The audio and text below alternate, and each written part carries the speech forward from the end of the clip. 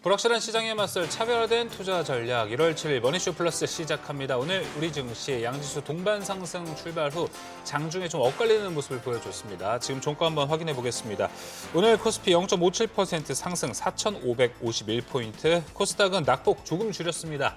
0.9% 하락 947포인트에 오늘 장 마감했네요. 네, 코스피의 변동성이 좀 상당했던 하루인 것 맞습니다. 같습니다. 오후 들어서는 4,488선까지 네. 밀렸다가 그래서 이대로 하락하나 음. 싶었는데 반등을 하면서 또 장을 마치네요. 네, 맞습니다. 일단 장중 낙폭을 좀 줄였다는 데 의의를 둬야 될 것 같습니다. 12시 25분 이후로 시장이 좀 빠졌었는데 하이닉스와 삼성전자의 주가가 빠진 시기와 상당히 좀 동일합니다. 지금 그렇다면 삼성전자 14만 원이면 충분하다라는 개인의 매도세가 나왔는데 이 수급 블랙홀이 거쳐지고 이제 새로운 수급 쏠림, 새로운 섹터로 좀 이제 자금이 이동할 건지, 혹은 이거 위기의 신호탄 아니야라고 좀 다양한 의견들이 나오고 있는데요. 여기에 대한 이야기 오늘 나눠보도록 하겠습니다. 지금 보시고 계신 머니쇼 플러스는 SBS 비즈 앱과 유튜브에서 실시간 시청이 가능합니다. 더 많은 국내 주식 정보 받아보실 분은 카카오톡 채널 머니랩을 추가하시길 바랍니다. 국내 증시 마감 상황 김유민 캐스터와 함께 짚어보겠습니다. 오늘 코스피 개장 직후에는 4,600선도 뚫었는데요. 다만 삼성전자가 장중 떨어지면서 4,500선을 반납했다가 오늘 마감 들어서는 0.57% 오르며 4,551선에 마감했습니다. 코스닥은 상승 출발했지만 바로 하락으로 전환하며 오늘 0.9% 떨어지며 947선에 마감했습니다. 그럼 코스피 수급부터 보겠습니다. 오늘 코스피에서 외국인은 홀로 9,900억 원 넘게 매수했고 기관은 8,000억 원 넘게 팔았고 기관 말하면서 9,000억 원 넘게 팔았고요. 개인은 2,000억 원 넘게 팔았고 외국인은 1조 2천억 원 넘게 샀습니다. 이어서 코스닥 수급도 함께 보시죠. 오늘 코스닥에서는 외국인과 기관이 각각 1,900억 원, 기관은 1,000억 원 넘게 팔았고 개인은 3,100억 원 넘게 샀습니다. 이어서 코스피 시총 상위 종목들 1위부터 5위까지 보겠습니다. 오늘 반도체 투톱 나란히 초강세를 보여주고 있는데요. 삼성전자 오늘 최고가를 돌파하며 1.51% 오른 14만 1,000원에 종가 형성했습니다. SK하이닉스는 장중 76만 닉스 찍고 오늘 마감 들어서는 74만 2,000원에 마감했습니다. 미국 시장에서 마이크론이 10%대 급등했는데 우리나라 반도체주들도 잇따라 상승하고 있습니다.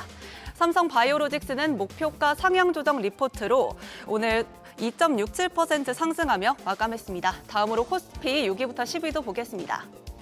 현대차 미국에서 역대급 판매 실적을 보였다는 소식에 이틀 연속 신고가를 달성하며 그룹주들도 동반 상승했는데요. 이 소식은 특징 섹터에서 더 자세히 다뤄보겠습니다. SK스퀘어는 SK하이닉스의 강세에도 불구하고 0.58% 하락하며 42만 9,500원에 종가 형성했습니다. HD현대중공업 어제에 이어서 오늘도 1.27% 상승했고요. 두산에너빌리티, 한화에어로스페이스 모두 파란불 켰습니다. 이어서 코스닥도 시총 상위 종목들 1위부터 5위까지 함께 보시죠. 오늘 ABL바이오가 크게 올랐습니다. 4.73% 오르며 20만 500원에 종가 형성했는데요. 그랩바디 계약금 수령과 또 경쟁사인 덴마크 제약사의 항암제 임상 중단으로 호재가 많았습니다. 오늘 장중 21만 원을 돌파하기도 했습니다. 2차 전지주들 에코프로비엠과 에코프로는 모두 파란불 켜며 마감했습니다. 이어서 6위에서 10위도 함께 보겠습니다. 바이오주들 오늘 엇갈린 흐름을 보였지만 그래도 2026년에 임상을 앞둔 바이오주들이 확실히 강세를 보였습니다. 리가켄바이오와 삼천당제약, 코오롱티슈진 모두 빨간불 켜며 마감했고 HLB와 펩트로는 파란불 켜며 마감했습니다. 네, 다음으로 오늘 시장에서 눈에 띄었던 특징 섹터들 볼 텐데요. 우선 개장과 동시에 급등한 히토류 관련주들입니다. 그 이유는 어제 중국이 자원전쟁의 포문을 열면서인데요.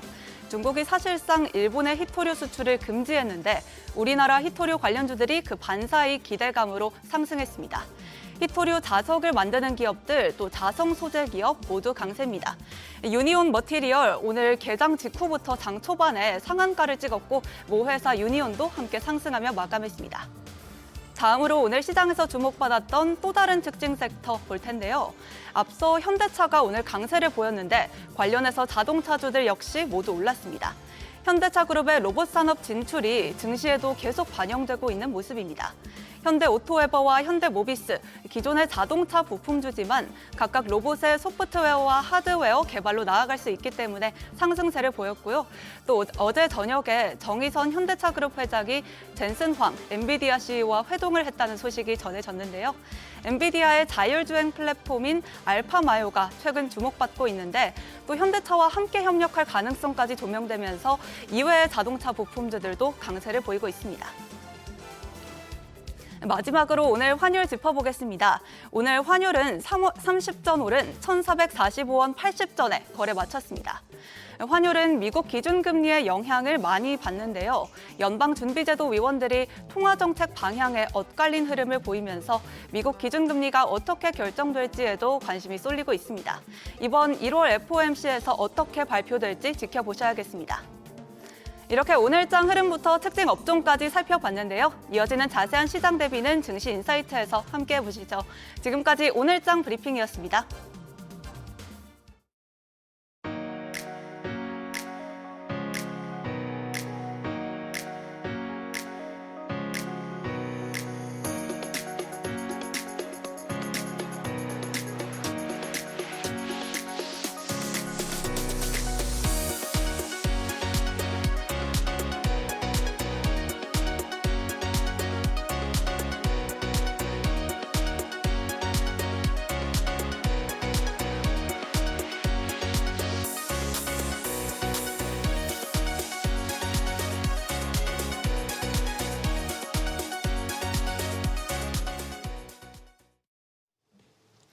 오전에는 4,600선도 넘어서면서 사상 최고치를 또 한 번 경신했던 코스피.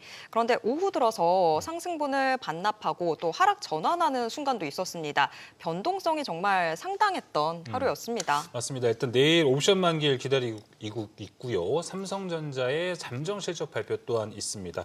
옵션 만기라서 그런지 막판에 수급 변동성이 조금 있었는데 외국인이 대략 한 2천억 원을 더 산 것 같습니다. 코스피에서는 이 흐름이 좀 나타났습니다.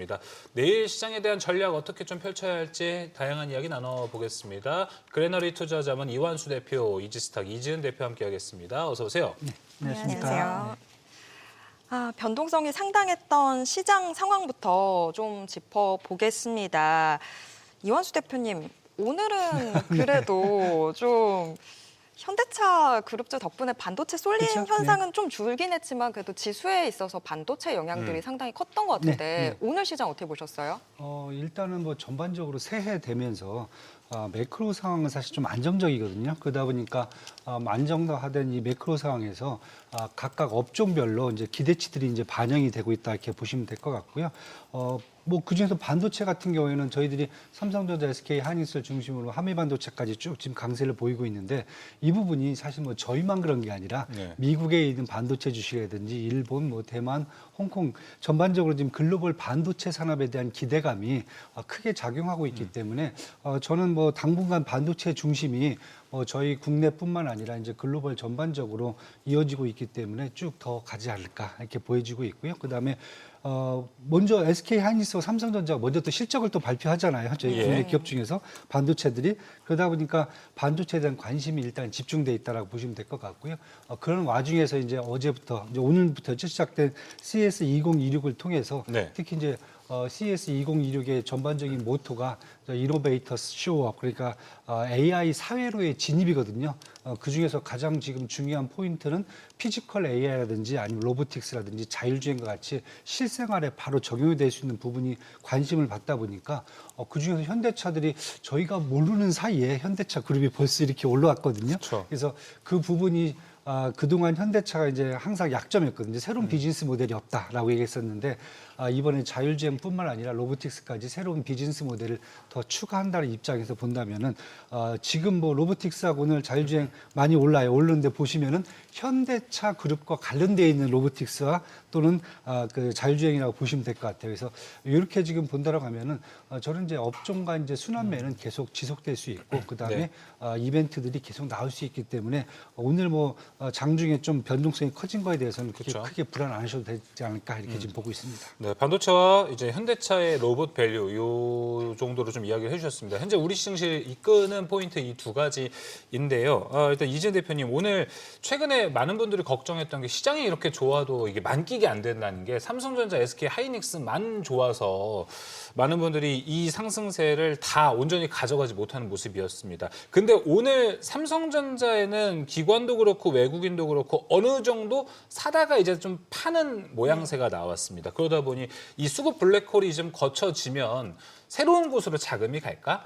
혹은 이거 내일 삼성전자 또 잠정 실적도 있는데 뭔가 위기의 신호탄이 있는 건가? 다양한 좀 생각이 들더라고요. 어떻게 보셨습니까? 저는 이제 잠정 실적 발표 이후에 반도체는 조금 더 강세를 이어갈 가능성이 있다라고 보고 있는 그런 좀 의견인데요. 일단 오늘 시장에서 지금 깐부 3인방이라고 이야기를 하더라고요. 그래서 예. 깐부 3인방이 결국 거래대금 20조 원이 육박이 되었고 장 초반만 하더라도 결국 반도체와 그리고 현대차 그룹 관련돼서 이제 파생될 수 있는 피지컬 AI 관련된 종목들이 시세를 강하게 이끌어갔는데 그런 부분들이 결국에는 수급이 반도체 쪽에서 살짝 둔화되는 흐름이 나오면서 그 수급을 어느 쪽이 받아갔을까라고 봤을 때 뭐 조선이라든지 제약바이오 쪽이 좀 받아가는 흐름들이 단기적으로 나오긴 했지만 결국 막판 들어서는 다시 한번 반도체가 힘을 내주면서 수급을 받아갔던 쪽에 약간의 윗꼬리가 달리는 그런 모습들이 맞아요. 나타나더라고요. 그러니까 결국에는 시장은 반도체를 가장 좀 강하게 보고 있다라는 것을 좀 확인할 수 있는 대목이 아니었나라고 생각도 하고 있고 미국 같은 경우에도 지금 반도체 관련된 세계 반도체 랠리가 계속되고 있습니다. 마이크론도 오늘 아침에 거의 10% 상승하면서 마감을 했더라고요. 근데 결국 마이크론과 비교를 했을 때 여러 가지 점유율적인 부분에서 삼성전자와 SK 하이닉스가 우위를 차지하고 있기 때문에 관련돼서는 오히려 잠정 실적 발표 이후에 또 SK 하이닉스 ADR 제공 시도 다음 날 있습니다. 그래서 일정적인 부분들로 봤을 때는 반도체가 다시 한번 좀 자리를 잡고 네. 추세를 이어갈 가능성이 더 크지 않나라고 생각을 하고 있습니다. 네, 좀 변동성이 있긴 했지만 여전히 강한 반도체라고 좀 정리를 해볼 수 있을 것 같습니다. 내일 이제 삼성전자 잠정 실적 발표 기다리고 있습니다. 이현수 대표님, 지금 스트릿 컨센이 하루하루 맨날 올라가고 있어요. 그렇죠, 네. 그래서 이제 20조 넘으면 대박이다 이런 이야기 했는데 어느덧 스트릿 컨센이 22조까지 올라왔어요. 그렇죠, 네. 지금 그래서 밴딩이 한 20조에서 22조 이 사이가 될 것 같은데 내일 어떻게 보세요? 20조만 넘어도 호평이 나올 거라 보십니까? 네, 저는 일단 20조만 나와도 네. 사실 올해 2025년도 삼성전자의 전반적인 이제 영업이익이 거의 40조에 이제 다다를 수준까지 나오거든요. 이 정도가 됐다라고 하면은 사실 4분기에 20조가 나왔다 그러면은 올해 저 2026년도는 4분기를 합친다 하면은 한 거의 80조 이상이 영업이익이 나올 수 있다는 얘기거든요. 80조 영업이익이라고 하면은 사실 2025년도에서 2026년도가 거의 100%의 영업이익이 올라간다라고 보면은 저희들이 이제 삼성전자 그러면 주가가 과연 어디까지 갈 수 있을까? 예. 이렇게 얘기했을 때는 저는 사실은 뭐 20만 원 충분히 갈 수 있는 그런 포인트까지도 24만 원도 나오네요. 그렇죠. 보니까. 왜냐하면 그 정도까지도 지금 영업이익만 갖고 계산한다면 나올 수 있는 거고, 그러면 중요한 것은 그러면 투자 가방들 봤을 때 그런 올해 2026년도에 그런 80조 원이라는 이 영업이익을 달성할 수 있을까에 대해서 퀘스천 마크를 걸 수가 있는데 저는 저보다는 국내보다는 외국 쪽에서는 더 확신을 갖고 있지 않나. 맞아요. 예, 왜냐하면은 뭐 레거시 반도체 쪽에서 공급에 대한 증가뿐만 아니라 가격도 지금 인상되고 있어요. 그다음에 HBM3 쪽 같은 경우에는 올해 3분기에 다시 마이크론을 뛰어넘었거든요, 점유율이. 그리고 올해 같은 경우는 HM4가 이제 하반기쯤에 상용화되지 않을까. 예, 그다음에 파운드리가 사실 올해는 또 큰 변수가 될 것 같아요. 예. 파운드리 뭐 테슬라뿐만 아니라 애플 쪽에서도 이미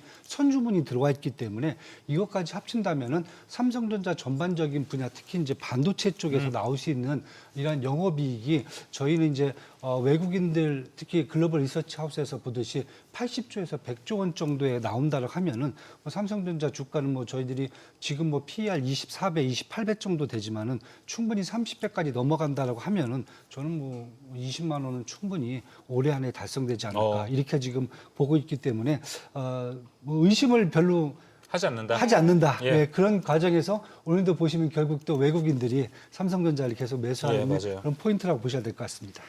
긍정적인 상황에서 제가 찬물을 끼얹고 싶은 건 아닌데 네. 그런데 정말 만에 하나 지금 시장의 기대치가 높다 보니까 혹시라도 시장이 이 기대치를 충족해주지 못했다 하면서 좀 실망이 나오고 그게 결국에는 시장 전체 조정이 될 가능성 그런 부분들은 없을까요? 사실 지난해 말까지만 해도 AI 버블론 때문에 맞아요. AI의 인프라를 제공해주는 반도체 쪽에서 어떤 수요가 줄어들지 않을까 이 부분에 대한 퀘스천 마크를 많이 걸었는데 사실 연초 시작되자마자 그 부분을 젠슨왕 CEO가 지금 연설을 통해서 이미 다 해결을 해준 것 같아요. 네. 왜냐하면 이제 앞으로 AI 글로벌이 이제 미국이 아니에요. 글로벌이 AI 사회로 진입된다. 그러려면은 기본적으로 인프라는 다 깔려야 된다는 거죠. 여기에서 앞으로 하이퍼스케일러들이 얘기하는 그 너무 공급이 많다. 그 부분에 대해서는 이미 다 문제점을 다 지적을 해준 것 같고요. 그다음에 올해 같은 경우에 루빈까지 나온다. 맞아요. 그다음에 이 엔비디아도 결국 로보틱스라든지 피지컬 AI의 플랫폼이라든지 이런 부분까지 다 섭렵을 하겠다라고 이미 선언을 한 상태이기 때문에 이런 측면에서 본다면은 지금 CES 2016에서 나오는 전반적인 AI 사회로 진입에 관련되어 있는 이슈들이 결국은 우리가 반도체가 너무 초과 공급이 되지 않을까 이런 우려감을 벌써 연초부터 씻어주고 있다고 예. 좀 보고 있고요. 그런 측면에서 어제 뭐 마이크론 같은 경우도 사실 주가가 10% 급등하는 것을 본다면은 결국은 국내 반도체가 더 갈 수 있는 여지는 충분하고, 근데 그 매기가 결국은 개인보다는 외국인들의 투자가 더 예. 크게 비중을 좀 끌고 가지 않을까 저는 이렇게 지금 보고 있습니다. 아주 긍정적인 이야기를 해주셨고 우리가 걱정은 되지만 이게 최근에 있었던 뭐 AI 버블론들을 거치면서 악재 반영은 이미 좀 되어 나갔다 이렇게 해석을 해볼 수 있을 것 같고 현재 반도체 업황이 좋다 하지만 간밤에 또 좋은 이슈가 나왔습니다. 뭐 이제 베라 CPU의 LPDDR5X 용량이 더 늘어난다 뭐 이런 이야기 나오면서 지금 메모리 트래픽에서 병목 현상이 나타나고 있다. 근데 이거를 결국에 해결하려면은 메모리가 더 필요하다, 디램 더 필요하다 이렇게 가고 있기 때문에 디램 가격은 더 올라갈 것으로 보고 있습니다. 근데 이전 대표님 이렇게 오늘 같은 이 뉴스가 나온다라는 거는 반도체 업황 이 상향이 더 유지될 거라고 보십니까? 아니면 이게 이미 반영이 된 거라고 보십니까? 저는 더 유지가 될 거라고 더 보고 길어지게? 있는데 네, 이게 반영이 된 부분도 분명히 우리가 간과할 예. 수는 없겠지만 새로운 소식들이 계속 나와주고 있는 맞아요. 것 같아요. 그러니까 우리가 범용 디램 같은 경우에는 한동안 AI 시장 확장 국면에서 HBM만 봐야 된다라는 게 사실 굉장히 좀 중론이었는데 어느 순간 이제 데이터 센터 확장 그리고 이제 학습에서 추론으로 넘어가는 단계에서 범용 디램까지도 필요하다, 낸드도 필요하다라는 이야기가 나오면서 전반적으로 이제는 더 확장되는 국면 속에서 우리가 예측하지 못한 범위까지도 뻗어나가는 상황이기 맞아요. 때문에 결국 AI 수요가 더 커지고 기술에 대한 발전들, 피지컬 AI도 마찬가지로 결국 AI 기술이 발전해야 되는 부분이기 때문에 이런 부분들로 미루어 봤을 때는 우리가 예측하지 못한 이슈들이 더 많이 산재되어 있지 않을까 네. 개인적으로는 좀 그렇게 생각이 들어서 긍정적인 쪽으로 보시는 게 맞지 않을까라고 생각합니다. 알겠습니다. 이게 지금 뭐 최근에 제미나이도 나왔지만 점점 AI가 쓰는 컨텍스트라는 게 늘어난다라고 합니다. 이렇게 되면 원래 HBM만 그걸 다 처리했었는데 HBM으로는 이제 안 돼. 한계가 온 거죠. 이제는 외부에 있는 쪽에서 오프로드 하겠다라는 엔비디아의 해결책이 나오면서 디램은 앞으로 더 늘어날 것이다라는 걸 우리가 볼 수 있을 것 같습니다. 반면에 이준 대표님, 하이닉스는 또 그 다음 날 이제 ADR에 대한 이야기가 좀 나올 것 같습니다. 뭐 많은 분들이 내일 만약에 삼성전자 세론 나온다? 난 매수할 거다. 이런 이야기를 많이 하고 있는데 하이닉스는 또 다르거든요. 네. ADR과는 다르게 뭔가 세론이 나올 것 같은 분위기는 아니기도 한데 좀 어떻게 보세요? 두 기업 모두 매력적이긴 하지만 네. ADR 관련돼서는 시장에서 이제 한동안은 뭐 자사주 소각에 대해서 회피하는 게 아니냐라는 그런 논란도 좀 있기는 했지만 그래도 마이크론과 비교를 했을 때는 훨씬 더 밸류에이션에 대한 매력도가 있기 때문에 재평가 쪽으로의 기대감이 더 많지 않나라고 생각을 하고 있습니다. 뭐 자사주의 규모가 좀 작고 그리고 그렇게 되다 보면 지금 뭐 TSMC랑 비교를 했을 때 TSMC는 하루의 거래 대금이 5조 원인데 지금 자사주만 갖고 본다면 10조 원 정도 규모밖에 되지 않기 때문에 규모적인 측면에서는 좀 이야기도 많긴 하지만 이게 업황이 지금 너무나 좋고 그리고 일단 미국의 ADR로 진출한다는 부분만 한다 하더라도 시장에서는 일단 굉장히 좀 좋은 호재로 볼 수 있다라는 생각도 들기 때문에 저는 충분히 뭐 세론이 나온다고 하더라도 지금 대기 자금이 SK 하이닉스든 전자이든 예탁금도 상당히 많이 늘어났잖아요. 그렇죠. 그래서 외국인이 빠져나가는 날은 개인 투자자분들이 받쳐주고 또 개인 투자자들이 빠져나가는 날은 외국인이 받쳐주면서 수급의 공백기는 지금 상태에서는 쉽게 생기지는 않지 않을까라고 네. 보고 있습니다. 이지훈 대표님, 그러면 지금 삼성전자냐 SK하이닉스냐 고민할 필요 없이 둘 다 지금 어쨌거나 다 갖고 있어야지만 되는 시장인 거죠? 네, 저는 뭐 굳이 우리가 엄마 아빠 고르지 말고 두 분 다 맞아요. 좋아해도 좋을 것 같습니다. 아, 우리가 한 6개월, 한 1년 전에 맨날 방송에서 삼성전자 사야 돼요, SK하이닉스 사야 돼요 이런 얘기를 했었는데 지금 와서 보니 진짜 둘 다 샀어야 됐다. 어제도 그 말을 했지만 네. 계속 그냥 고민을 했던 게 네. 사치였던 것 같습니다, 네. 지금. 반면에 여기서 한 번 더 꼬아서 생각하고 공부하신 분들은 아마 반도체 지금 소부장을 가지고 계신 분들이지 않을까 싶습니다. 삼성전자 하이닉스 좋다 이거야. 근데 나는 그 다음도 내가 가져가겠다 해서 소부장 들어가신 분들은 그냥 들어가기보다는 아마 공부 정말 많이 하셨을 것 같습니다. 근데 최근에 주가 추세를 보면 내가 이러려고 공부했나라고 허탈감이 좀 그러니까요. 많이 드실 것 같은데 이원수 대표님, 시장은 이 소부장까지 끝까지 기회를 안 줄 것 같습니까? 아무튼 저는 이제 거의 와 있다 시간 타이밍상으로 그리고 공부하신 분들 제가 많이 봤는데 대부분 어떤 이제 전략을 짜셨냐면 삼성전자나 SK 종목을 먼저 하나 사시고 예. 그다음에 추가적으로 이제 사실 소부장을 오. 사신 분들이 많거든요. 맞아요. 그래서 어떻게 보면 이제 전략적으로 봐도 이렇게 제가 봤을 때는 실패한 전략은 아니라고 보고 있고요.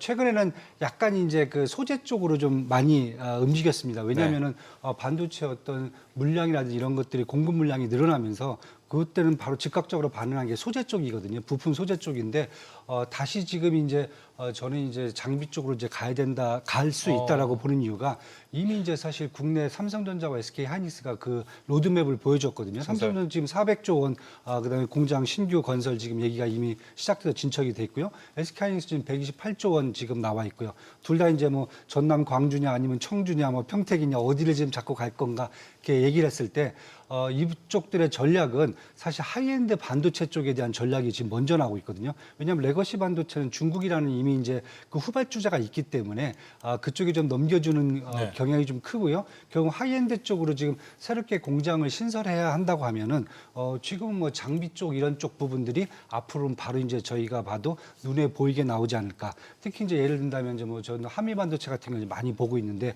본딩 장비에서는 뭐 사실 넘버원이죠. 예, 넘버원이죠.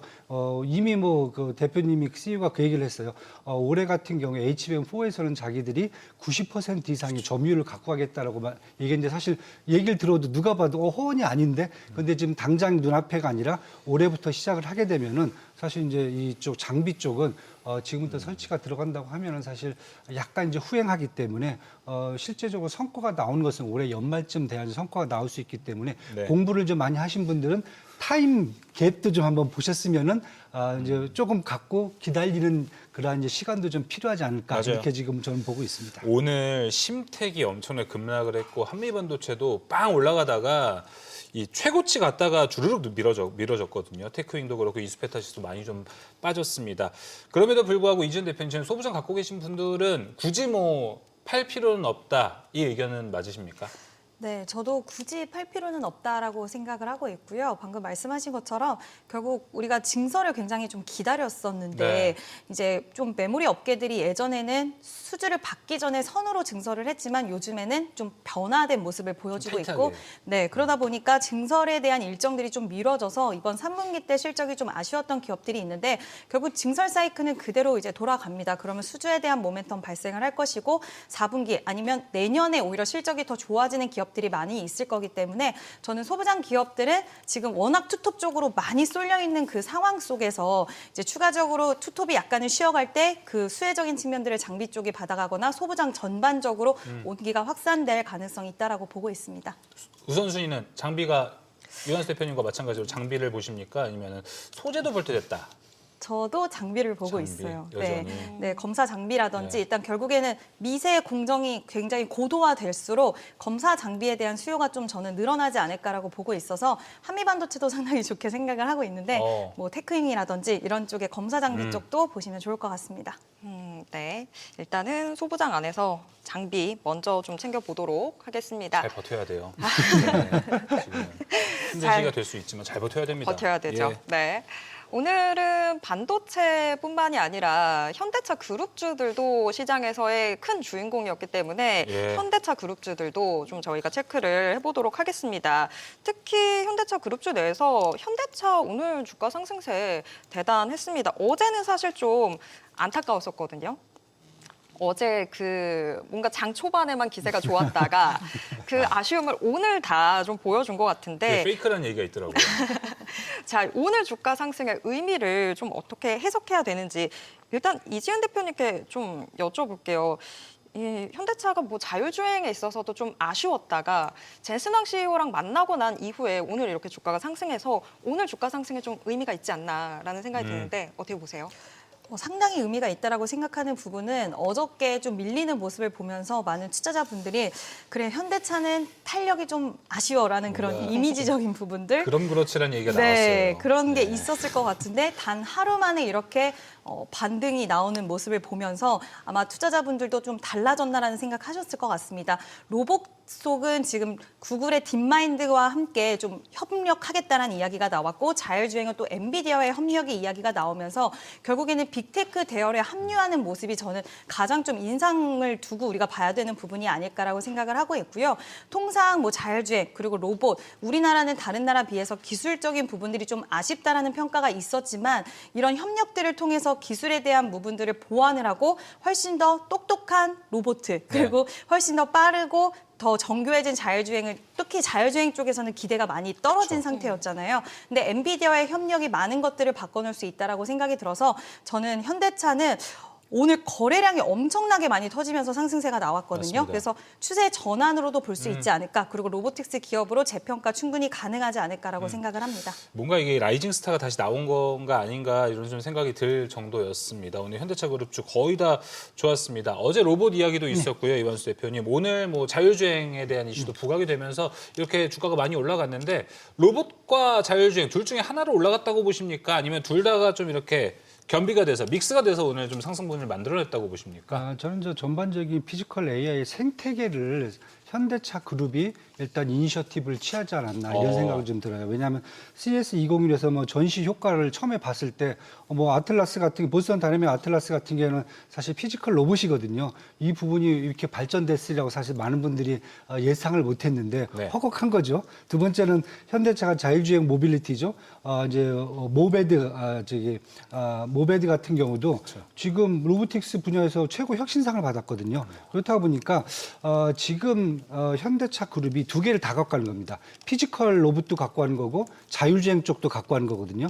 이건 사실 기본적으로 AI 소사이티를 넘어가기 위해서는 기본적인 베이스인데 이 부분을 현대차가 이만큼 그룹이 올라왔다는 것을 보여주고 있고요. 그다음에 이 부분이 이 정도의 성과면은 테슬라의 옵티머스라든지 아니면은 엔비디아의 알파마이와 충분히 경쟁이 가능한 수준이 아닌가라까지 지금 예상을 합니다. 그러다 보니까 여태까지 현대차의 어떤 가장 큰 단점은 그거거든요. 자동차 너무 잘 만들어요. 전 세계에서 뭐 너무 좋고 수익도 다 좋은데 문제는 추가적인 비즈니스에 대한 기대감이 전혀 없었는데 뭐 테슬라하고 완전 반대였죠. 테슬라는 전기차도 잘 만들지만은 플러스 돼서 스페이스X라든지 아니면 전반적인 이제 옵티머스까지 이런 기대감이 있었는데 이번에 현대 자동차가 그 부분을 보여줬다. 그렇다 보면은 앞으로 기본적으로는 이제 자동차는 이제 밑에 깔아야 될 것 같고요. 그 위에다가 새로운 산업들이 들어오는 것이 앞으로 우리가 가장 기대감이 큰 로보틱스와 자율주행이라고 본다라고 하면은 그렇다고 보면은 현대차 그룹 같은 경우에는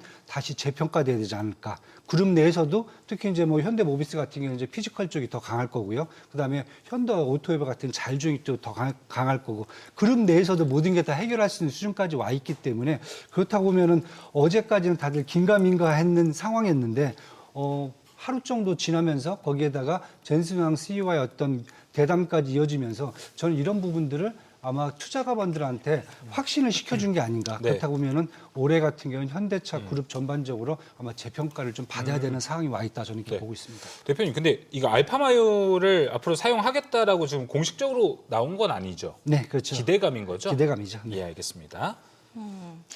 저는 지금 이야기 들으면서 알파마요가 오히려 지금 현대차 안에 탑재가 되면 현대차가 하청업체로 전락하는 거 아닌가라는 생각이었었는데 예. 지금 이완수 대표님 이야기를 들으면 그런 게 아니라 계속해서 현대차에 더 지금 새로운 멀티플을 줘야 되겠다 이런 생각이 들었거든요. 네. 현대차 같은 경우는 이미 지금 얘기한 게 뭐였냐면은 가장 먼저 그 제조업 그 공장에서 인간과 로봇의 협동을 먼저 추가하겠다. 그 다음 단계에서는 이제 파트너, 다른 회사들과의 파트너를 확대시키겠다. 마지막에는 그러면서 현대차 그룹 전체가 AI 피지컬 쪽의 생태계를 먼저 선도적으로 갖고 가겠다 얘기를 하고 있거든요. 이렇게 로드맵을 발표해 줬는데 그런 로드맵들이 제가 보기에는 충분히 지금 가능성이 있다라고 지금 시장에서 판단을 하기 시작한 것 같습니다. 그 와중에 이제 뭐 모베드라든지 아니면 알파메오 같은 것들이 파트너사의 어떤 협력적인 부분으로 측면을 저희가 간주한다라고 보면은 저는 현대차 자체적인 생태계 구축이 된다라고 그러면은 그만큼 재평가가 가능하다고 보는 거죠. 현대차 안에서의 자체적인 생태계, 네, 이야기를 해주셨고요. 근데 엔비디아와의 만약에 협력이 더 강화되면 현대차 안에서 여태까지 우리가 주목했던 다른 기업들은 어떻게 봐야 되나라는 궁금증도 들거든요. 이재은 대표님, 이 자율주행 안에서 사실 현대 오토에버도 계속해서 주목을 해왔습니다. 근데 지금 이런 상황이 되면 현대 오토에버는 어떻게 봐야 되는지, 위상 자체가 어떻게 되는지가 좀 궁금하거든요. 물론 오늘 주가만으로 보면 너무 잘 가서 제가 걱정을 할 필요가 없나라는 생각도 들긴 하는데 어떻게 보고 계세요?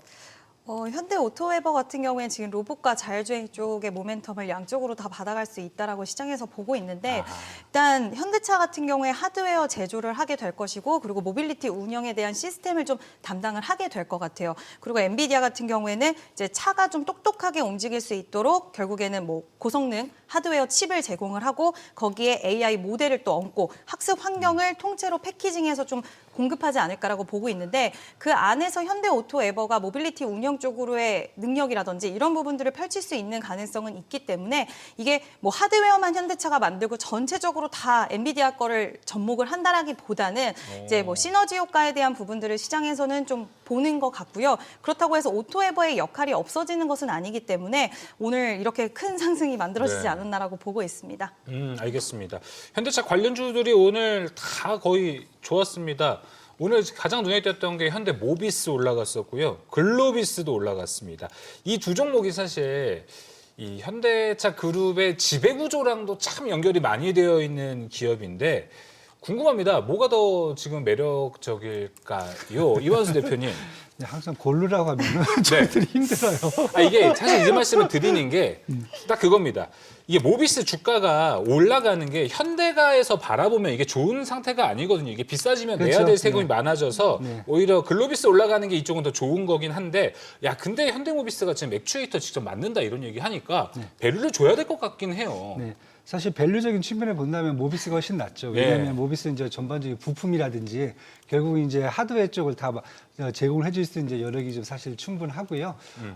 그런 측면에서 본다면 사실 저는 이제 모비스 쪽에 조금 더 손을 좀 들어주고 싶은데 지배구조 측면에서 본다면은 좀 뭐랄까 이게 누가 누를 수도 있고. 네, 누를 수도 있고 그런 측면이 있어갖고 왜냐하면 여태까지 계속 모비스가 못 올라간 이유 중에 하나가 계속 누군가 누르고 있으니까 못 올라간 거거든요. 그런데 이번에는 저는 이제 이런 측면도 있겠지만은 반대로 이제 아틀라스 같은 경우가 이제 이번에 만약에 현재 상용화 전 단계까지 벌써 다 와 있거든요. 그렇다고 보면은 아틀라스 나온 이 로봇의 어제 이제 기능 한번 다 보셨잖아요. 360도 회전이라든지 움직임 모션 작동들이 거의 인간과 비슷한 이 정도 수준까지 와 있다라고 그러면은 만약에 지금 저는 조금 뭐 일론 머스크를 조금 약간 비하하는 건 아니지만은 당장에 상장이 된다라고 그러면은 사실은 보스턴 다이내믹스가 스페이스 X보다는 더 높게 평가를 받을 수도 있지 않을까라는 생각을 좀 하고 있어요. 이 정도로 정말요? 예, 이 정도로 지금 보스턴 다이내믹스가 워낙 지금 크게 지금 치고 올라온 거죠. 한 20조 평가받지 않나요 지금? 예, 그 정도 평가받는데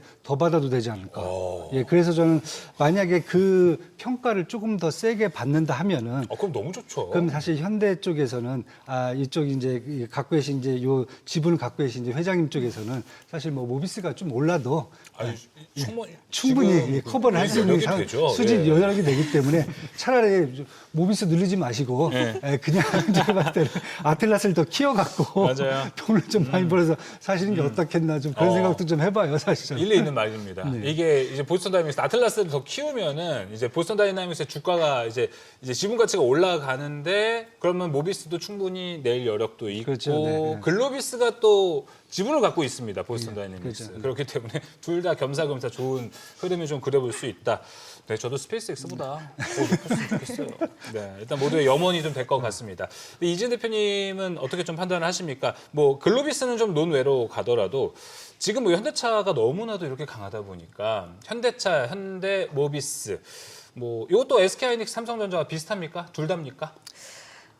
조금은 다를 수는 있겠지만 네. 저는 모비스 저도 역시 봐야 된다라고 생각하는 게 이번 CES에서 이제 그룹 내 계열사 간의 역할을 분명하게 명시를 했어요. 근데 휴머노이드 관련돼서 액추에이터 공급 총괄을 현대 모비스가 맡는다고 이렇게 딱 못 박아서 이야기를 했는데 우리가 액추에이터 같은 경우에는 지금 로봇 원가의 30-40% 이상을 차지할 수 있는 핵심적인 부품인데 여기서의 총괄의 역할을 한다라는 건 저는 굉장히 좀 큰 부분에 대한 부여가 됐다라고 생각이 들어서 모비스도 좋고 현대차도 사실 좋아요. 그래서 네. 참 어려운 부분인 것 같은데 모비스도 오늘 거래량이 굉장히 실리면서 그동안 박스권에 살짝 거쳐 있었던 부분들이 돌파가 됐기 때문에 그렇죠. 추가 탄력 충분히 가능하지 않을까라고 보고 있습니다. 네, 둘 다 좋은 기업이기 때문에 우리가 삼성전자, SK하이닉스 고민하는 것처럼 둘 다 좀 우리가 관심 있게 지켜보는 것도 괜찮은 좀 전략이 될 것 같습니다. 이 부분만 조금 더 자율주행 얘기가 나와가지고 만약에 근데 현대차가 알파마요를 차용을 하게 되잖아요. 근데 이제 어제부터 알다시피 이게 FSD, 테슬라의 FSD와 상당히 비슷합니다. 엔드-투-엔드로 가다 보니까 그동안은 우리나라에서 자율주행으로 올라갔던 레이다 이쪽들은 그럼 앞으로 좀 소외가 되는 거야? 이런 의문도 좀 올라오고 있습니다. 이완수 대표님. 네네. 뭐 그렇게 볼 수도 있는데 지금 이미 국내 같은 경우에도 자율주행의 어떤 시스템을 기존에 이제 레이더 시스템하고 그다음에 이제 그 카메라 시스템 이제 두 개 이제 양분화돼 있었는데 최근 흐름은 사실 두 개를 합쳐서 이제 이원화된 센스를 갖고 하는 이제 분위기거든요. 그렇다 보니까 저는 사실 그 문제는 걱정 안 하셔도 되지 않을까. 왜냐하면 현대 오토웨버 같은 경우도 지난번에 이제 대표 바뀌면서 얘기했던 부분이 투웨이 시스템으로 가겠다라고 이미 얘기를 한 상태이기 때문에 뭐 지금은 이제 앞으로는 둘다 하겠다. 레이더가 아니라 레이더뿐만 이제 카메라 두 개 다 모든 걸 다 적용해 갖고 그렇게 됐을 경우가 더 효율적이라고 이미 이제 연구 결과가 나왔기 때문에 그쪽으로 간다 그러면 사실 저는 뭐 어떤 시스템을 써도 아마 이제 그 시스템이 완벽한 게 아직 아니거든요. 더 보완적으로 했을 경우에는 다른 방법을 더 채용할 수 있기 때문에 저는 굳이 그런 걱정은 안 하셔도 되지 않을까. 그러니까 이렇게 봅니다. 포티투닷에서 그렇죠? 개발하는 방식 따로 갈 거고 네. 지금 알파마요 방식 따로 갈 거다. 네. 이렇게 볼 수 있을 것 같습니다. 결국에 다 모든 방법들 그렇죠. 계속해서 좀 봐야 되는 상황인 것 같고요. 여기서 하나 더 궁금한 게 이지은 대표님, 지금 뭐 라이다냐 이 부분도 있겠지만 엔비디아 플랫폼이 만약에 현대차에 적용이 된다고 하더라도 우리나라의 교통 사정들 생각하면 오히려 V2X 기술이 더 크게 중요해질 수도 있다라는 이야기도 있더라고요. 그럼 결국에 이 차량 간 데이터들 이용하는 V2X 기술 오히려 가장 큰 수혜주들은 이쪽 테마가 되는 게 아닐까라는 생각도 드는데 어떻게 보세요? 일단 지금 시장에서 보는 부분들은 AI 훈련하고 시뮬레이션 돌리는 데 있어서 지금 그 전에 옴니버스라는 이제 디지털 트윈 플랫폼이 있는데 그와 관련돼서 엔비디아에서 그쪽으로 좀 협업을 할 수 있는 가능성에 대한 이야기도 있거든요. 그래서 지금 말씀하신 부분에 있어서도 물론 수혜적인 부분들은 있을 수는 있겠지만 저는 그 부분보다는 지금 부품, 아까 우리가 라이다 그리고 카메라 모듈 이쪽으로의 움직임이 좀 더 확장될 가능성이 있지 않을까라고 생각을 하고 있습니다. 네, 알겠습니다. 자, 우리 시장을 이끌어가는 뭐 삼성전자, SK하이닉스, 반도체 그리고 자율주행과 로봇이 같이 가는 현대차 그룹까지 좀 이야기를 나눠봤습니다. 근데 이제부터는 좀 신세한탄 좀 해야 될 것 같습니다. 코스닥 왜 이렇습니까?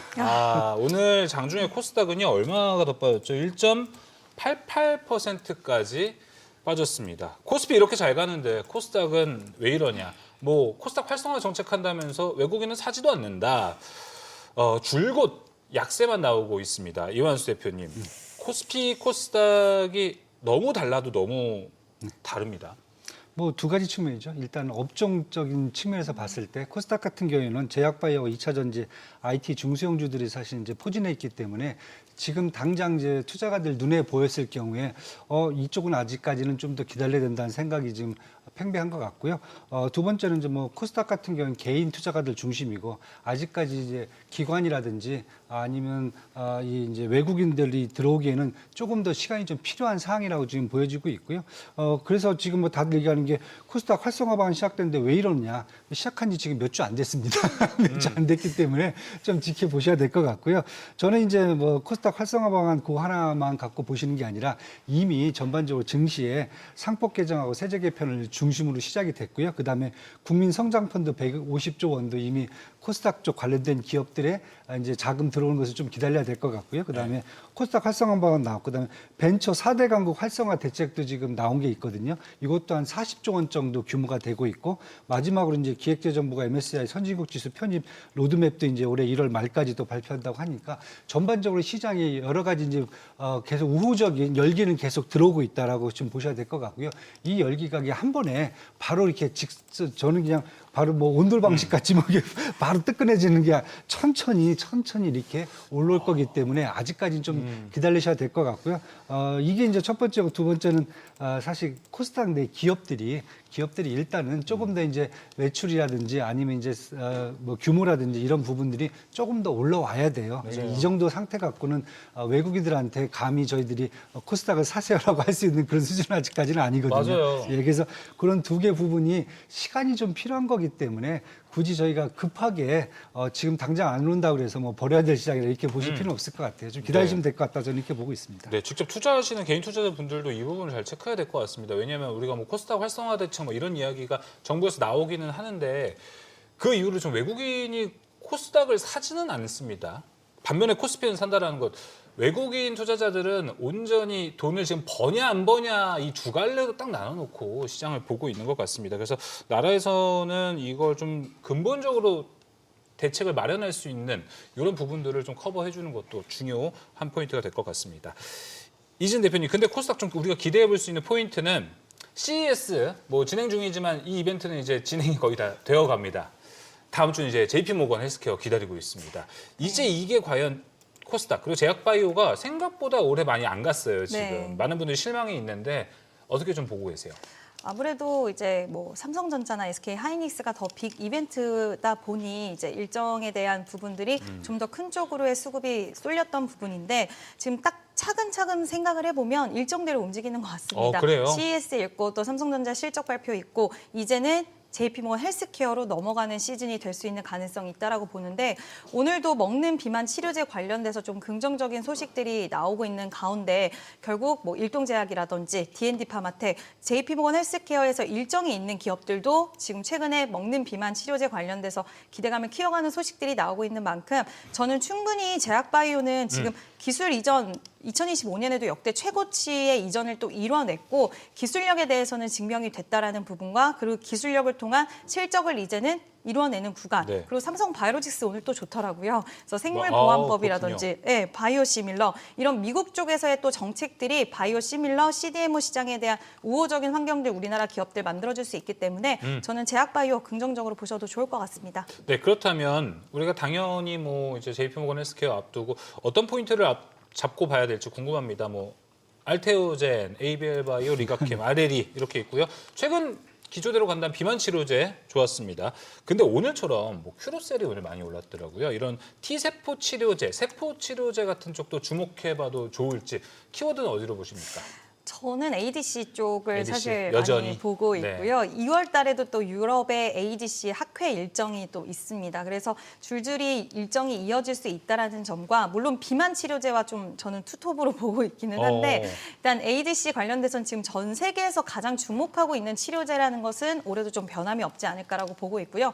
최근에 상장했던 뭐 알지노믹스라던가 이런 종목군들도 최근에 에임드바이오도 그렇고 약간의 이제 반등 흐름들이 좀 나오고 있어요. ADC 치료제 관련된 종목군들이 결국에 조정 이후에 가장 빠른 회복력을 보였다라는 것을 미루어 봤을 때는 뭐 ABL 바이오, 리가캠 바이오 이런 종목들의 흐름들 대부분 좋다라는 부분들 판단을 했을 때는 네. 전 ADC와 비만 치료제 쪽 유망하게 보고 있습니다. 네, 이원수 대표님은 어떤 키워드 좀 보세요? 일단 뭐 JP 모건 헬스케어 컨퍼런스 같은 경우에는 사실 이제 뭐 전반적인 컨퍼런스이기 때문에 여기에서 저희 이제 국내 기업 중에서 지금 뭐 제약업계 같은 경우는 저는 일단 플랫폼 회사들이 글로벌로 자기의 기술을 이제 네. 공개할 수 있는 이제 가장 큰 장이 되지 않을까라고 지금 보고 있기 때문에 플랫폼 회사들 특히 뭐 저도 이제 ABL 바이오라든지 레고캠 바이오라든지 뭐 이런 플랫폼 회사들의 이제 먼저 한번 눈여겨봐야 되지 않을까 이렇게 지금 보여지고요. 두 번째는 저는 이제 뭐 비만 치료라든지 뭐 바이오 시뮬러보다는 이번이 사실 앞에 CES 2016에서 나왔던 것이 피지컬 AI거든요. 네. 그렇다고 보면은 저는 이제 이번 JP모건 컨퍼런스에서는 AI 피지컬 AI가 접목되는 의료 기술 쪽을 한번 또 주의 깊게 봐야 되지까. 네, 그렇죠. 왜냐하면 이제 로봇들이 갖고 있는 어떤 전반적인 의료계에서 생산성이라든지 효율성을 한번 감안한다 그러면은 최근 들어서 뭐 전 세계가 의사 수가 뭐 다 부족하거든요. 맞아요. 예, 그런 부분들을 아마 피지컬 AI가 해결할 수 있는 그런 또 방법이 되기 때문에 이런 기술들도 또 이번에 좀 많이 나오지 않을까. 그래서 저는 비만 치료제 좋긴 한데 뭐 미국이 이미 점령을 하고 있기 때문에 국내까지 그렇게 뭐 힘을 쓸 수 있을까라는 생각을 먼저 좀 해보고요. 저는 플랫폼 쪽하고 될 수 있으면 이제 피지컬 AI와 관련돼 있는 이제 헬스케어 이제 기술을 네. 한번 더 보시는 게 어떨까 이렇게 한번 보고 있습니다. 뭐 좀 신선한 재료까지 본다면 네, 네. 피지컬 AI 접목된 제약바이오 이야기도 해주신 것 같습니다. 로봇이 뭐 안 끼는 데가 없네요. 결국에는 그쵸. 여기서도 또 로봇을 챙겨봐야 되는 상황이고, 요 마지막으로 하나만 좀 여쭤볼게요. 히토류 사실 뭐 그렇게까지 국내 증시에서 큰 이슈가 되는 것 같지는 않기는 한데, 이진 대표님 지금 우리가 중국하고 일본 요 사이에서 좀 실질적인 공급망 재편에 따른 뭔가 우리나라가 수혜를 받을 수 있는 구간이 됐다라고 보시는지 어떻게 보실까요? 저는 테마성으로 보시는 게 맞지 않을까라고 보고 있고요. 테마성으로. 오늘 대장의 역할을 했던 유니온 머티리얼 같은 경우에도 이제 페라이트 관련돼서 대체 소재 관련돼서 좀 부각을 받았는데, 과연 실적에 얼마나 유의미한 결과를 가져올 수 있을까 이 이슈가라고 봤을 때는 지금 당장은 뭐 기대적인 측면은 있을 수는 있겠지만 굳이 여기에 투자를 하는 거는 좀 테마성이다라고 보고 있고요. 이 페라이트 관련돼서도 사실 히토류보다 뭐 에너지 밀도가 낮거나 그리고 마진에 대한 부분이라던가 이런 것들이 좀 아쉬움도 있기 때문에 깊이 들어가면 실적에는 그렇게 네. 도움이 안 되지 않을까 개인적으로는 그렇게 생각합니다. 일단 뭐 우리나라에서 올라가는 히토류 종목들이 뭐 시총도 작고 네. 그러다 보니까 이게 테마성이 짙기는 합니다. 근데 이만수 대표님, 이게 지금 미국 쪽과 중국 쪽의 패권 전쟁이 워낙 강하다 보니까 올해의 뭔가 키워드를 이 원자재 전쟁으로 보는 시각도 좀 있습니다. 네. 그런 관점에서 본다면은 이 원자재와 관련된 종목들이라든지 투자는 어떻게 좀 판단을 하세요? 이제 당장 이제 뭐 천연 자원 쪽보다는 저는 예. 이제 한 번 더 걸러서 이제 산업 소재 쪽을 한번 보시는 게 산업 더 소재. 쪽으로. 왜냐하면은 뭐 천연 자원 같은 게 뭐 이렇게 널려 있기 때문에 이걸 컨트롤할 수 있는 것은 사실 쉽지는 않거든요. 근데 하지만 그것을 뽑아서 산업 소재로 만드는 것은 또 다른 기술이 포함되어 있거든요. 뭐 리튬 같은 거 그렇죠. 말씀하시는 네. 건가요? 그러니까 결국은 뭐 국가 간 전쟁이 나온다 한다 그러면은 결국은 뭐 천연 자원을 일단 일차적으로 이제 확보를 해야 되겠지만은 그것을 갖고 기술을 통해서 산업 소재를 끌어내는 부분들이 더 중요하지 않을까 이렇게 지금 보고 있어 갖고 저는 이제 사실은 물론 이번에 중국 특히 이제 일본하고 되게 이제 강하게 지금 갈등이 지금 나오면서 저는 뭐 상대적으로 국내 어떤 산업 소재 기업들이 더 혜택을 받지 않을까. 왜냐하면 이제 그 히토류 수입을 이제 만약에 저희들이 중국부터 더 많이 이중 물자 같은 경우를 일본에 수출 안 한다 그러면 사실 저희가 더 받아올 수 있는 가능성이 좀 커지고 예. 중국으로부터 반대로 지금 일본 같은 경우 이제 반도체 소재 같은 경우를 지금 중국에 지금 주는 것을 좀 꺼리고 있다라고 했을 경우에는 국내 기업들이 반도체 소재 관련된 특히 뭐 동진 세미캠 같은 이제 포트 레지스트리즈 같은 그렇죠. 이런 기업들이 조금 더 혜택을 볼 수 있는 여지가 있지 않을까. 그래서 저는 뭐 당연히 지금 되게 복잡하게 연결이 돼 있습니다. 미국하고 중국뿐만 아니라 네. 미국, 일본, 그다음에 유럽하고 미국 뭐 다 지금 연결이 돼 있기 때문에 중요한 것은 산업 소재하고 천연 자원을 어떻게 확보하고 있는 것이 그런 기업들이 더 저는 성과를 좀 얻지 않을까 이렇게 좀 보고 있습니다. 네, 그중에서 사이에서 수혜 볼 수 있는 산업 소재까지도 함께 이야기 나눠봤습니다. 오늘 이야기는 여기까지 마무리하도록 하겠습니다. 오늘 말씀 고맙습니다.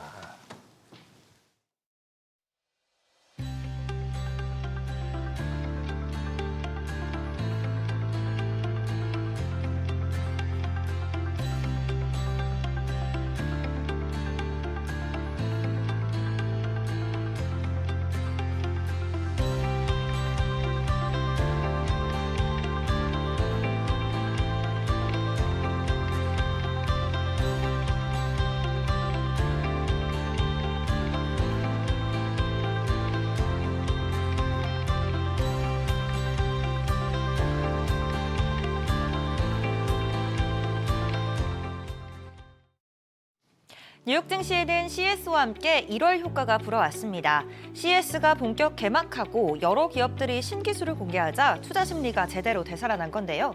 마감 상황 보면 다우 0.99% 오르면서 처음으로 49,000선 위에서 마감했고 S&P 500 0.62% 오르면서 사상 최고치 경신했습니다. 나스닥도 기술주 강세에 힘입어 0.65% 강세 보였습니다. 시총 상위 종목들 보시면 엔비디아는 어제 신기술 발표에 상승하다가 H200 칩 대중 수출 문제가 부각되며 상승폭을 줄이고 소폭 하락 마감했습니다. 엔비디아는 힘을 내진 못했지만 메모리, 스토리지 관련주들의 급등세가 돋보였습니다. 젠슨 왕 CEO가 CES에서 초고성능 스토리지가 필요하다고 밝히자 관련주들 강세 보인 건데요. 샌디스크 27%, 마이크론 테크놀로지 10% 넘게 급등했습니다.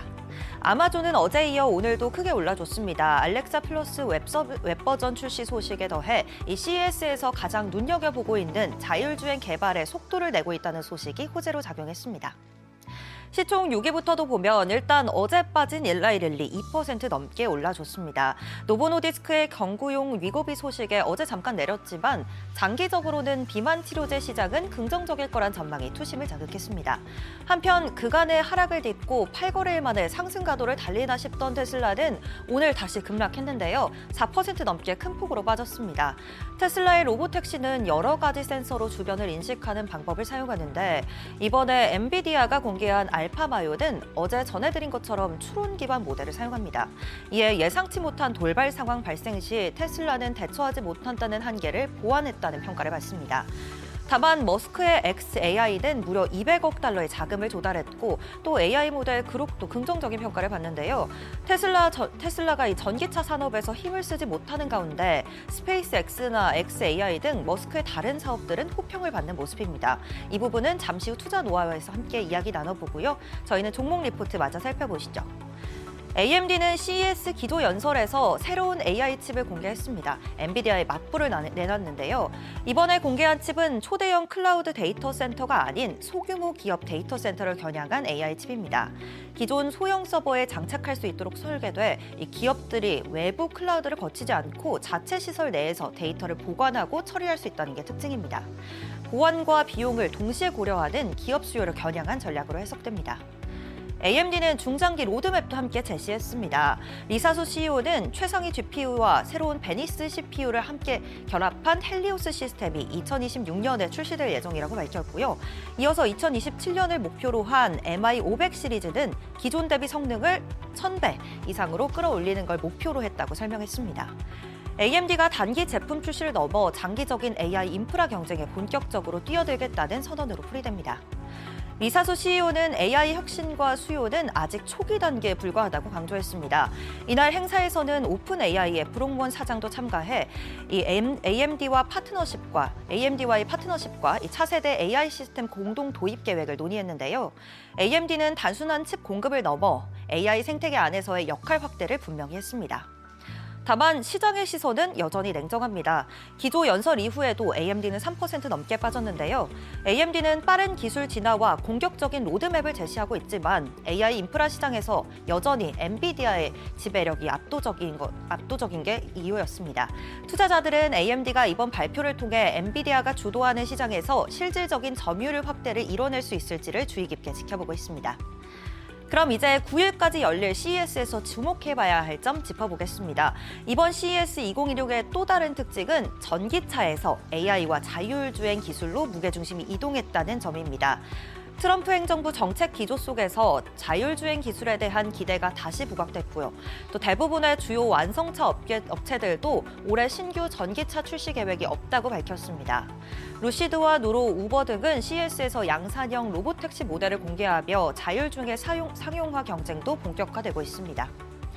이어서 오늘장 주요 일정도 살펴볼까요? 일단 오늘 밤 미국의 서비스업을 살펴볼 수 있는 ISM의 서비스업 PMI가 발표됩니다.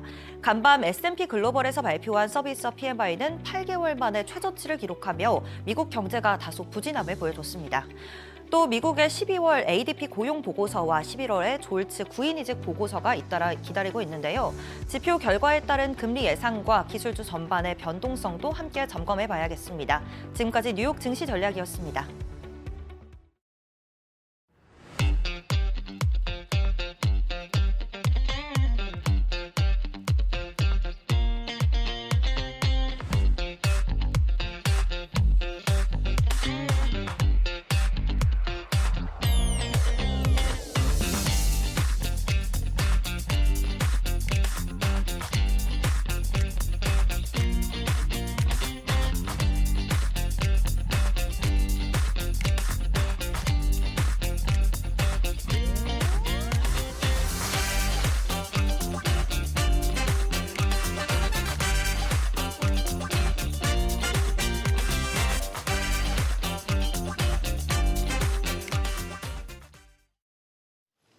간밤 뉴욕 증시에선 다우 지수가 첫 4만 9천 선을 돌파했고 3대 지수 모두 좋은 흐름 보여줬습니다. 역시나 시장의 상승을 주도했던 건 AI였죠. 그렇습니다. 자, 지난해까지만 해도 뭐 버블이다 뭐다 고밸류다 뭐 이런 이야기 많았었는데 그에 아랑곳하지 않고 이제 CES 훈풍까지 제대로 받고 있습니다. 간밤의 뉴욕 증시 상황 함께 투자 포인트도 짚어보도록 하겠습니다. 블랙 퀀트 에쿼티 윤진 대표 함께하겠습니다. 대표님 안녕하세요. 안녕하십니까. 네. 제일 쓸데없는 걱정이 연예인 걱정이라 뭐 이런 이야기들 하는데 제가 뉴욕 증시도 괜히 걱정했었나 봅니다. 걱정했었어요? 뉴욕 증시 뭐 산타랠리가 없네 뭐 이런 이야기들 했었는데 제가 왜 걱정을 했나 싶었던 간밤이었는데요.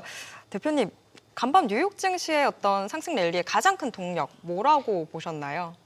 일단은 CES 영향이 그냥 가장 크다고 봐야 될 것 같고요. 예. 어쨌든 이제 CES를 전후로 해서 기술주 중심의 랠리들은 진행되는 것은 어쩔 수 없기 때문에 가장 핵심적인 모멘텀이라고 보시면 될 것 같고, 다만 이제 이전 CES들 같은 경우에는 이제 AI에 대한 패권 변화 속에서 기존 산업 혹은 이제 새롭게 혁신 산업으로 주목받는 특정 산업군에 대해서 오히려 부정적인 의견을 내놓기도 했는데, 이번 같은 경우에는 어쨌든 이제 혁신 제품들을 내놓는데 굉장히 좀 많은 부분을 집중하는 모습을 보여줬고, 그다음에 그 과정 속에서 AI의 실질적인 이제 디바이스화에 대한 부분들을 포멀하게 짚어주는 모습을 보여줬기 때문에 어쨌든 메모리에 대한 부분 니즈, 그다음에 제품화 과정 속에서 최근에 자율주행 붐으로 넘어가는 자율주행 디바이스에 관련된 부분, 그다음에 자율주행 디바이스 내부에 들어가는 센서들에 대한 부분, 이렇게 사실상 이제 디바이스적으로 넘어가는 해당 기업군에 대해서 주가가 집중되고 있다 정도로 좀 보시면 좋을 것 같습니다. 네, 근데 그런 와중에 뭐 M7 투자 비중이 많이 좀 줄어들었다 뭐 이런 이야기도 나오고 있습니다. 이런 거에 대해서는 어떻게 보세요? 저희도 오늘 리밸런싱을 했었는데, 그래요? 네, 어쨌든 보통 이제 분기 초에 리밸런싱을 많이 하는데요. 네. 보통 이제 저번 주 같은 경우에는 뭐 2일 정도 전가 휴일이 껴있다 보니까 해외 IP들도 그날은 잘 출근 안 합니다. 그래서 이번 주에 집중적으로 리밸런싱하고 있고, 네, 어제부터 이제 스타트하고 이제 오늘도 집중적으로 진행을 했는데, 저희도 이번에 리밸런싱하면서 빅테크들을 좀 많이 제거를 했어요. 제거를 하고, 네, 세부 섹터들로 다 내려가는 그런 포지셔닝을 진행했고요. 뭐 직접적인 종목을 언급드리는 건 어쨌든 저희의 상충 관계가 있기 때문에 얘기 드리긴 좀 애매할 수 있는데, 섹터를 좀 얘기를 드리면은 저희 이제 자율주행 부문 섹터, 그다음에 로보틱스 관련된 섹터, 그다음에 헬스케어 중에서는 이제 특정 기업군 중심으로만 보고 있고요. 그다음에 이제 골드나 이런 것들은 사실상 시장의 어떤 하이밸류에 대한 리스크를 해지하기 위해서 이전에 저번 분기에 많이 포진을 했었는데, 이번 분기에는 오히려 비중을 좀 줄였습니다. 그래서 증시 자체가 안 가는 것은 아니고 대부분의 증시 랠리는 굉장히 호조적인 움직임을 보이는 것은 맞는데, 우리가 집중해야 될 세부 섹터들로 이제는 내려가야 될 단계다라고 좀 보시면 좋을 것 같고요.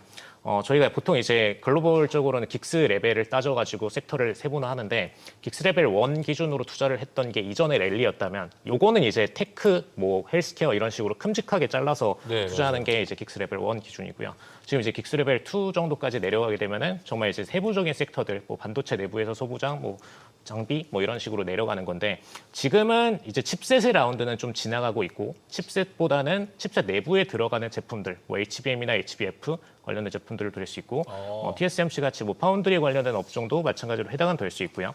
이런 공정 라인을 갖고 있는 친구들, 혹은 이제 아예 넘어가서 사실상 이제 엔진을 기반으로 해가지고 디바이스를 출시하는 자율주행이나 로보틱스 관련된 기업들이 사실상 굉장히 좀 중요하게 됐다라고 보고 있습니다. 그래서 이전과 사실 좀 달라진 게 하나가 있다라면은, 사실 예전에는 이제 소프트웨어의 어떤 부가가치라던가 AI 엔진 자체에 대한 부가가치가 굉장히 많이 부각이 됐었다라면, 이제부터는 정말 제품을 출시하는, 어떻게 보면 2차 산업에 조금 더 가까운 라인을 보유하고 있는, 진입장벽을 치고 있는 그런 기업들한테 더 랠리가 많이 쏠리고 있다라고 보시면 좋을 것 같습니다. 막 리밸런싱을 막 하고 있는 윤진 대표와 이야기를 나눠서 상당히 또 흥미로운데요. 지금 이제 그러면 아까 이제 이 AI라는 게 좀 고도화돼서 올라가서 딱 그 기술력이 있는 기업들로 지금 좀 채워나간다라는 이야기로 우리가 좀 해석을 해볼 수 있을 것 같습니다. 근데 그러면 이제 작년과 비교해서 올해는 어떻습니까? 총량은 늘었습니까? 아니면 총량은 좀 줄었습니까? 총량이라고 하시면은 증시 그러니까 뭐 예를 들어 작년에 뭐 100억을 운용했다면 올해는 90억을 운용하는지 100억에서 더 늘어났는지. 저희는 아직 AUM 계속 성장 구간에 있는 게 맞고요. 어쨌든 이제 저희도 어쨌든 프로덕트들을 굉장히 좀 AI 쪽으로 많이 내놓고 있어요. 이번에도 저희가 AI 플랫폼 이제 블랙퀀트를 내놓기도 했고, 그다음에 내부에서 이제 AI 기반으로 한 보고서 리서치를 진행하는 이런 부분들도 내놓고 있다 보니까 이런 혁신 테크들을 사실 저희는 이제 직접적으로 사용하고 있는 입장이어가지고 네. 이런 제품들을 좀 많이 내놓는 것 같고요. 사실 금융업 전체적으로는 대체적으로 보수적인 어떤 섹터들이 굉장히 많았는데 최근 들어서는 그런 프로덕트들을 일부 IT들이랑 같이 협업하면서 프로덕트를 출시하는 기업들이 좀 늘어나는 것 같습니다. 네. 개별 종목들도 조금 더 이야기해 볼까요? 이제 간밤에 젠슨왕 CEO 발언으로 인해서 샌디스크 같은 저장 장치 관련된 기업들도 좀 많이 오르는 모습이었는데 대표님 그러면 지금 이제 AI 투자의 사이클 자체가 제2막이 좀 열린 걸까요? 연산에서 저장 장치로의 이동? 정확히 말씀을 드리면은 AI라는 테마가 굉장히 좀 거시적으로 그냥 다 같이 뭔가 잘 갈 것처럼 얘기를 했지만 사실상 이 중에서 정말 돈을 벌 수 있는 기업이라는 거는 굉장히 제한되기도 하고 그리고 옛날과 좀 비교를 하자면은 일종의 골드러시가 일어날 때 골드러시 뒤에서 사실상 어떤 곡괭이나 이런 것들을 그쵸. 팔던 기업들이 돈을 벌었던 것과 유사하게 이들을 대상으로 AI 엔진들을 만드는 기업들을 대상으로 클라우드를 판매하고 그리고 클라우드를 판매하는 그 기업들한테 또 본인들의 칩셋을 판매하고 그리고 이 칩셋을 판매하는 기업들한테 뒤에서 HBM이나 HBF나 메모리나 관련된 파운더리 시설들을 공급하는 한마디로 본인들이 이제 앞단에 뛰는 모든 플레이어들을 전부 다 뒤에서 후단에서 보조할 수 있는 그런 기업들이 사실상 돈을 벌고 있고요. 오히려 앞단에서 움직이고 있는 AI 엔진들 같은 네. 경우에는 굉장히 적자 가능성이 높아진 상태이기 때문에 이런 부분들이 단순한 유명세를 기준으로 기업을 평가해서는 안 된다라는 핵심적인 차이점이 좀 있을 것 같습니다. 그래서 샌디스크 같은 경우도 뭐 오늘 굉장히 많이 언급이 되고 있는데 어쨌든 샌디스크는 HBF 분야에서의 주자예요. 그리고 HBF 분야에서 사실상 원래는 1, 2위를 차지하고 있는 건 삼성전자랑 SK하이닉스입니다. 그래서 이런 부분들을 좀 감안을 할 때 샌디스크는 아무래도 미국에 상장돼 있다 보니까 이제 점유율이 한 12% 정도 되거든요. 근데 그런 부분들이 좀 과평가되어 있다라는 면을 좀 반대로 얘기 드릴 수 있을 것 같고 상대적으로 지금 우리나라에 상장되어 있던 삼성전자나 SK하이닉스는 그런 부분들에 대한 밸류에이션을 좀 덜 받고 있긴 하다. 근데 물론 이제 이 자체가 시장의 차이가 있기 때문에 아무리 ADR 형성이 되어 있다고 하지만 시장의 차이가 있기 때문에 이런 부분에 대한 밸류에이션은 분명히 차이는 있을 수밖에 없습니다. 근데 어쨌든 그렇더라도 시장의 실질적인 패권에 많은 자금들이 집중을 하기 시작했다라는 거. 그래서 그 국가가 어느 국가에 상장되어 있든지 간에 이 AI 채권에서 본인들의 영향을 평가를 당할 수 있는 그런 기업이라면은 충분히 자금이 쏠리고 있다라고 보시면 좋을 것 같습니다. 알겠습니다. 간밤에 뭐 샌디스크나 웨스턴 디지털, 시게이트 같은 종목들이 상승을 하다 보니까 저장 장치에 대한 관심이 한 번 더 올라갈 수 있을 것 같고 최근에 국내에 있는 분들은 샌디스크 아마 다이소에서 많이 보셔가지고 익숙하실 것 같습니다. 이거 이제 비싸져갖고 뭐 구하지도 못한다고 하네요. 옛날에 우리가 편하게 샀을 그 USB였는데 그렇다면 이제 대표님 지금 뭔가 우리가 AI 봤을 때는 뭐 작년 말부터 이쪽 저장 장치가 부각을 받기 시작했는데 올해도 좀 끄떡없이 올라갈 거라고 보십니까? 일단 가장 중요한 게 이 분야로 누군가 신규 주자가 뛰어들 수 있느냐가 제일 중요한 건데 사실 지금 파운드리랑 HBM 메모리 관련된 분야들은 누군가 신규 주자가 뛰어들기에는 시설 산업 투자 비용이 예. 너무나 지금 많이 드는 상태입니다. 그래서 팹리스 같은 경우에는 오히려 지금 AI 기반의 설계들을 구글에서도 선보이기도 했고 지금 중국에서도 신규 기업, 뭐 캠브리콘이나 몇 개 기업이 나오고 있기 때문에 팹리스 분야는 오히려 신규 주자들이 계속해서 늘어날 가능성이 높고요. 그다음에 인텔이나 뭐 브로드컴 같이 기존의 IDM 분야에서 활동하던 기업들도 마찬가지로 ASIC 분야로 접근을 하면서 팹리스 분야를 같이 건드려주고 있기 때문에 팹리스는 오히려 포화될 가능성이 높고 오히려 파운드리랑 메모리 분야는 지금 시설 산업을 본인들이 세팅을 해줘야 되는 공정 라인이 세팅이 돼줘야 되기 때문에 오히려 이 분야는 신규 주자가 생기기 어렵고 산업은 커지고 있고 그래서 매출은 기존 기업들 입장에선 고성장이 나올 수밖에 없는 환경이 됐다라고 보시면 좋을 것 같습니다. 네, 알겠습니다. 추가적으로 어제 또 이야기가 나왔던 것 중에 하나가 이제 베라 CPU에 탑재된 뭐 LPDDR5X, 5X가 이제 탑재가 늘어난다라는 게 나왔습니다. 이게 지금 디램에 대해서는 계속해서 하방을 올려주고 있는 모양새는 계속 나오는 거고 있는 거죠.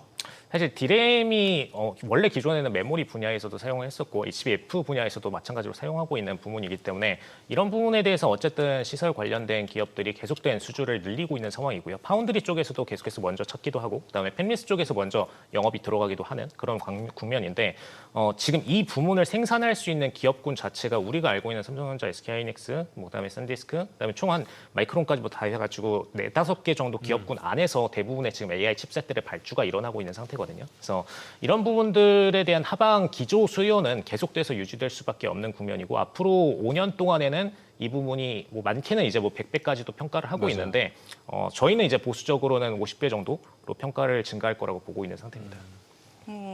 AMD 쪽도 좀 살펴볼까요? 일단은 뭐 CES에서의 먼저 화제는 엔비디아가 좀 챙겨가는 듯한 분위기였지만 AMD의 리사수 CEO도 새로운 GPU 공개하고 또 지금 엔비디아가 계속해서 해왔던 이 쿠다 독점 체제에 맞서는 듯한 인상들을 좀 줬는데요. 개방형 생태계를 강조했습니다. 대표님, 그러면 엔비디아랑 AMD가 좀 전략적으로 다른 길들을 선택하고 있는 상황인 것 같은데 이게 향후의 점유율 싸움에 있어서 변수로 좀 작용을 하게 될까요?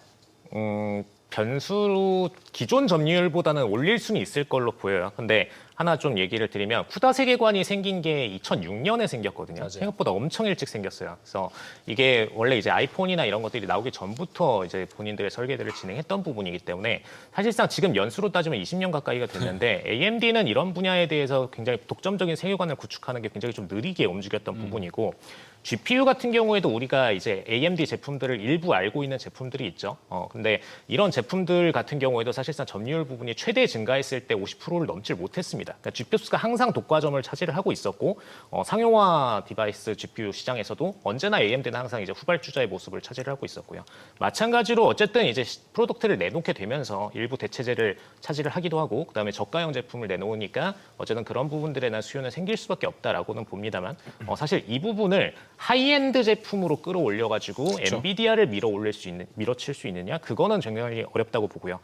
기존에 이제 엔비디아가 높은 AI 칩셋의 점유율을 가져갈 때는 이제 90%대 초반 정도를 가져가고 있었는데 이런 부분들이 이제 추후에 AMD가 차지를 하게 될 경우 약 8%에서 한 15% 정도의 레인지 안에서 이제 점유율을 차지할 것으로 보고 근데 이마저도 좀 불안정한 부분이 있습니다. 뭐냐면은 사실 지금 국면이 TPU나 NPU 같이 굉장히 좀 사실상 GPU 시장 이후의 라운드들이 굉장히 좀 빠르게 그러니까요. 증가하고 있는데 이런 부분들이 사실 AI 칩셋 내부에서 조금 더 세분화되고 그들의 AI의 방식에 최적화되려면은 오히려 TPU나 NPU 방식이 더 적합하다라고 평가가 되고 있는 상황이거든요. 근데 기존에 있던 기술, 한마디로 범용성을 가진 GPU 기술을 끌어올려가지고 제품을 내놨다라는 거는 어떻게 보면 트렌드를 좀 늦게 따라가는 국면이 있습니다. 그리고 이런 부분들이 추후에 중국이 만약에 치고 들어와서 저가형 시장 칩셋을 치고 들어왔다? 그럴 때 AMD가 오히려 본인이 설 자리를 중국한테 뺏길 가능성도 있다라는 점 때문에 사실상 약간 전략적으로는 느린 템포를 보이고 있다고 의견이 한 드리겠습니다. 3년 전이었나요? 그때는 이제 엔비디아가 너무 독점이니까 AMD가 추격자로서 밸류를 좀 줄 수 있었는데 그 이후에 엔비디아는 기하급수적으로 성장했고 심지어 지금은 TPU까지 나오고 있으니까 AMD가 가져갈 파이는 좀 더 긍정적으로 보기는 어렵지 않을까 이렇게 좀 우리가 생각을 해볼 수 있을 것 같습니다. 자, 그리고 이제 앞서 계속 뭐 국내 증시에서도 지금 키포인트가 되고 있습니다. 알파마요. 대표님은 지금 알파마요에 대해서 좀 어떻게 해석을 하십니까? 어제 이야기가 나왔던 것도 이제 얘가 엔드투엔드 방식이잖아요. 그래가지고 FSD와 상당히 흡사한데 아무리 엔비디아라고 하더라도 FSD 기술력을 한 번에 따라잡을까? 여기에 대한 의문은 좀 있습니다. 해석을 어떻게 하십니까? 어쨌든 이제 엔비디아 같은 경우는 본인들이 옴니버스 세계관을 가지고 있다 보니까 네. 그 기존에 이제 휴머로이드 관련된 디바이스 연구하는 기업이나 자율주행 기업이나 본인들이 이제 물리적인 센서들을 훈련시켜 줄 수 있는 그런 세계관인 옴니버스 내부에서 본인들만의 AI도 마찬가지로 훈련을 시켜왔겠죠. 테스트베드 차원에서. 근데 이런 부분들이 있다 보니까 사실 시중에 존재할 수 있는 대부분의 휴머로이드나 혹은 이제 자율주행 기업들 중에서 새롭게 참여했던 그런 기업들보다는 분명히 상회하는 어떤 퍼포먼스를 보여줄 수 있다라고는 봅니다. 근데 구글이나 지금 FSD를 내놓은 테슬라 혹은 이제 바이두 같은 경우에는 사실 자체적인 연구 라인들을 계속해서 세팅을 하면서 옴니버스 세계관 외부에서 본인들만의 테스트베드를 운영해서 형성해 왔기 때문에 이런 부분들이 어쨌든 가장 중요한 거는 실제 운행과도 이어졌었느냐 그리고 실제 운행 테스트를 얼마의 기간 동안에 쌓았느냐 이게 사실 또 다른 엣지거든요. 그래서 지금 당장 1년에서 뭐 1년 반 내에 이 세 개 기업들을 따라잡을 만한 기술력을 선보여줄 수 있느냐 그거는 좀 이르다고는 봅니다. 근데 추후에 이제 5년 이상의 시간이 흘렀을 때는 충분히 이제 테스트베드들을 다 현실 세계에서도 구현을 테스트를 하고 그 이후에는 상용화가 충분히 가능할 거다라고 보고요. 근데 가장 중요한 거는 이제 이들이 직접적으로 자율주행 차량을 내놓느냐 그건 분명히 아닐 거라고 보고 OS 공급 형태로 기존 차량들과의 협업 제품 형태로 갈 거라고 봅니다. 그래서 여기서 가장 차이가 있는 게 뭐냐면은 기존의 바이두랑 웨이모 같은 경우에는 디바이스를 뭐 본인들이 만들기도 했지만 이거를 다른 주행 차량들한테도 탑재할 수 있도록 레이더 라이더 시스템들을 모듈화를 해왔거든요. 그리고 테슬라 같은 경우에는 다른 차량들한테 테스트 혹은 탑재가 불가능한 자기들만의 차량 시스템들을 운영해왔습니다. 그래서 오히려 이 엔비디아의 시스템은 경쟁 상대가 테슬라보다는 웨이모나 지금 바이두한테 조금 더 위협적인 상대가 되어가고 있다라고 좀 보시면 좋을 것 같고요. 추후에 웨이모 같은 경우에도 우리의 지금 안드로이드 시스템처럼 마찬가지로 OS 공급, 그다음에 디바이스 공급을 할 거기 때문에 이런 부분들이 지속적으로 웨이모, 그다음에 뭐 엔비디아 간의 경쟁 구도로 장기화될 가능성이 높다. 네, 다만 테슬라는 자체적으로 차량 생산을 너무나 모듈화를 잘 해왔기 때문에 이런 부분들은 또 다른 영향이 될 거다라고 보고 있습니다. 짧게 요약하면 지금 이거 테슬라가 타격인가요?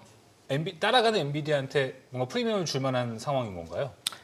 테슬라 입장에서는 타격이라기보다는 성장세 혹은 미래 점유율에서 조금은 깎일 수 있다 정도로 보시면 좋을 것 같고요.